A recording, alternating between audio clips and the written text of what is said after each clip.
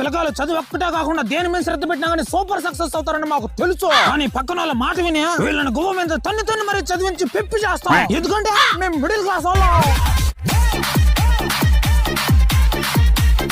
కూతురికి పెళ్లి చేసేటప్పుడు మంచి మనసున్నోడికి తెలివిగలవాడికి ఇచ్చి పెళ్లి చేస్తే ఆనందంగా ఉంటుందని మాకు తెలుసు. అయినా కానీ బాగా ఆస్తులున్నా ఒక సాడిస్ట్ నాయల్ని వెతికి మరి పెళ్లి చేసేస్తాం. ఎందుకంటే మేము మిడిల్ క్లాస్ వాళ్ళం.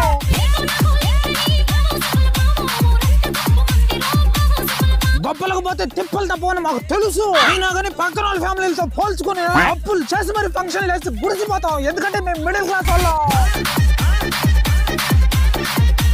ఊళ్ళో 10 మంది పిల్లకాయలు చదివితే 10 మందికి ఒక రకంగా జాబులు రావని మాకు తెలుసు. అయినా కానీ వాడికంత జీతం వీడికింత జీతం అని చెప్పి మా కొడుకుని పీక్కుదంటాం. ఎందుకంటే మేము మిడిల్ క్లాస్ వాళ్ళం.